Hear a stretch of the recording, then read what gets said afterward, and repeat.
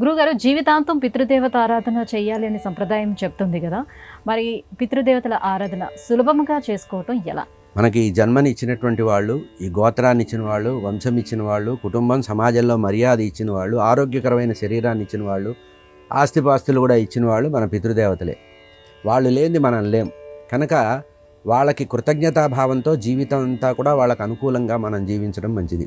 వాళ్ళకు అనుకూలంగా ఏంటి, వెళ్ళిపోయిన వాళ్ళకి అనుకూలత ఎట్లా వస్తుందంటే, వాళ్ళు ఏ మంచి మార్గంలో నడిచారో, ఏ ధర్మ మార్గంలో నడిచారో, ఏ దానగుణంతో నడిచారో ఆ గుణాలన్నీ మనం వశం చేసుకుంటే వాళ్ళు నేను ఇంకా భూమి మీదే ఉన్నానన్నట్టుగా వాళ్ళే మన రూపంలో ఉన్నట్టుగా మనకు అనుకూలత ఇస్తారు. కనుక మన కుటుంబం క్షేమంగా ఉండాలి, వంశం వృద్ధి చెందాలంటే పితృదేవతల ఆరాధన చేయాలి. దీనికి పద్ధతి ఏంటంటే, సంవత్సరంలో వారికి సంబంధించిన తిథులలో వారికి తప్పనిసరిగా ఆబ్దికం పెట్టడం, అదే తద్దినాలు అంటారు కదా, అవి పెట్టడం. ఎప్పుడైనా పుష్కరాలు లాంటివి వస్తే ఆ పుష్కర సమయంలోకి వెళ్ళి ఆ నదిలో స్నానం చేసి, పుష్కరం అంటే నది ఒడ్డున ఏ నదికి పుష్కరం వస్తుందో ఆ నది ఒడ్డున పితృదేవతలను ఆరాధన చేస్తూ అన్నశ్రాద్ధం పెట్టడం. ఇక ఎప్పుడైనా ఏదైనా తీర్థ ప్రదేశాలకు వెళ్ళినప్పుడు, మహాక్షేత్రాల్లో ఉండే పెద్ద జీవనదుల దగ్గరికి వెళ్ళినప్పుడు ఆ నది దాటే ముందు పితృదేవతలకి తృప్తి కలిగించి పితృదేవతల్ని తలుచుకొని ఏదైనా ఒక దానం చేసి వెళ్ళడం అనేది పితృదేవతల ఆరాధన. ఇంతే కాకుండా మనకి భాద్రపద మాసంలో పితృపక్షము అని వస్తుంది, ఒక 15 రోజులు. అంటే భాద్రపద మాసంలో పౌర్ణమి తర్వాత వచ్చేటువంటి కృష్ణపక్షంలో వచ్చే పాడ్యమి నుంచి పెద్దల అమావాస్య అంటారు కదా, ఆ సమయంలో కూడా పితృదేవతల ఆరాధన చేయడం.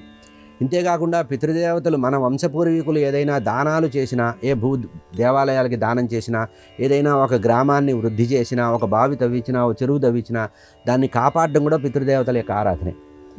పురాణాల్లో ప్రత్యేకంగా భారతంలో ఏం చెప్పారంటే, దేవతలకి కోపం వచ్చినా కూడా పెద్ద ప్రమాదం లేదట, పితృదేవతలకు కోపం వస్తే మనని కాపాడేవాళ్ళు లేట. దేవతలకి కోపం వచ్చినా పితృదేవతల యొక్క అనుగ్రహం ఉంటే మా వాడిని వదిలిపెట్టవయ్యా అని దేవతలు రికమెండ్ చేస్తారట. కానీ పితృదేవతలకు కోపం వస్తే దేవతలు ఏం పట్టించుకోరట, నీ కర్మ నువ్వు అనుభవించాలంటారట.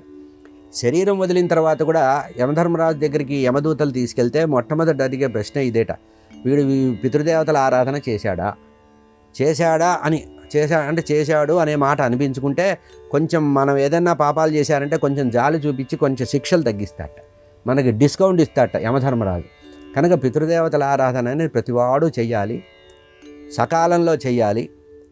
అంతేకాకుండా ఏ మంచి జరిగినా కూడా పితృదేవతల ఆరాధన చేయమన్నారు. ఇంట్లో ఏ శుభకార్యం చేసినా ముందు పెద్దలకు పెట్టుకోవాలంటారు కదా, నాంది శ్రాద్ధం అంటారు. మనకి మంత్రం చెప్తారు తెలియదు కానీ దాంట్లో ఉండే యథార్థం ఇదే.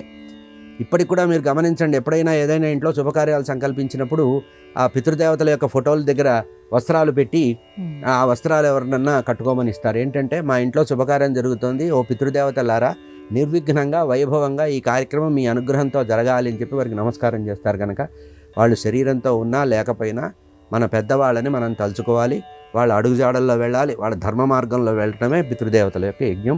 ఇది చెయ్యకపోతే సంతానం ఉండరని, వంశము వృద్ధి కాదని, వంశం విచ్ఛిన్నం అవుతుందని, పుట్టిన వాళ్ళు కూడా అంగవైకల్యం మానసిక వైకల్యంతో పుడతారనేది పురాణాల్లో చెప్పినటువంటి విషయం. కనుక ప్రతివారు శ్రద్ధగా పితృదేవతల యొక్క ఆరాధన చేయాలి. దేవతల ఆరాధన చేయకపోయినా పితృదేవతల ఆరాధన చేసిన వాళ్ళకి భగవంతుడి యొక్క అనుగ్రహం ఉంటుంది.